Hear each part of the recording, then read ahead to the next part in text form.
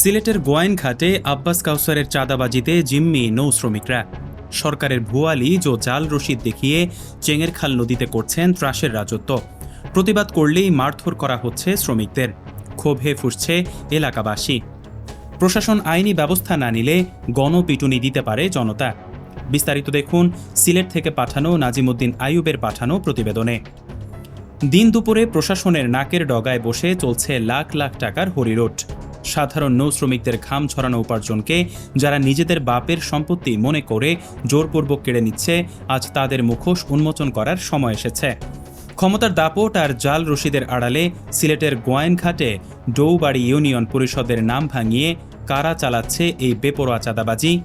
ঘটনা সিলেটের গোয়াইনঘাট উপজেলার চেঙ্গেরখাল নদীর নিহাইন ঘাটের।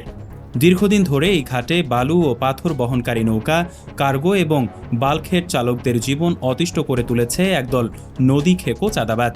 অভিযোগের তীর ডৌবাড়ি ইউনিয়ন বিএনপির সহ সভাপতি আব্বাস এবং সাতকুড়ি কান্দি গ্রামের কাউসার আহমেদের সিন্ডিকেটের দিকে।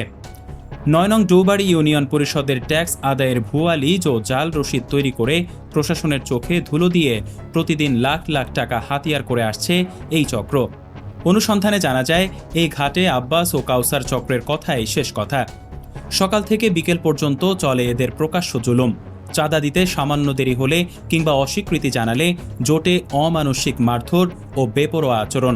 শুধু তাই নয়, দাবি করা চাঁদা না দিলে নৌকা ও বাল্কহেড আটকে রেখে শ্রমিকদের দিনের পর দিন জিম্মি করে রাখা হয়। আর এই লুণ্ঠিত টাকা প্রতিদিন ভাগ হয়ে চলে যায় রাঘব বোয়ালদের পকেটে। ইউনিয়নের ট্যাক্স আদায়ের দোহাই দেয়া হলেও থলের বিড়াল বেরিয়ে পড়েছে খোদ প্রশাসনের বক্তব্যে। ডৌবাড়ি ইউনিয়ন পরিষদের প্রশাসক উত্তম কুমার রায় পরিষ্কার জানিয়ে দিয়েছেন, ইউনিয়ন পরিষদ থেকে এই ঘাটে কোনো প্রকার ইজারা দেয়া হয়নি। এটি সম্পূর্ণ অবৈধ এবং এর সাথে পরিষদের কোনো সম্পৃক্ততা নেই। তাহলে প্রশ্ন ওঠে, ইউনিয়ন পরিষদের নাম ব্যবহার করে কার ইশারায় এই প্রকাশ্য ডাকাতি চলছে? গোয়াইনঘাট উপজেলা নির্বাহী অফিসার রতন কুমার অধিকারী এই চক্রের বিরুদ্ধে কঠোর হুঁশিয়ারি দিয়ে বলেছেন, ইউনিয়ন ইঞ্জিন ট্যাক্সের নামে যারা চাঁদা তুলছে তারা সম্পূর্ণ অবৈধ। এদের বিরুদ্ধে দ্রুত কঠোর আইনগত ব্যবস্থা নেওয়া হবে। ইউএনও বললেন অবৈধ, ইউপি প্রশাসক বললেন ভুয়া। তাহলে আব্বাস আর কাউসার চক্রের এই দাপটের উৎস কোথায়? কার খুঁটির জোরে তারা অসহায় নৌ শ্রমিকদের ওপর এই জুলুম চালানোর সাহস পায়?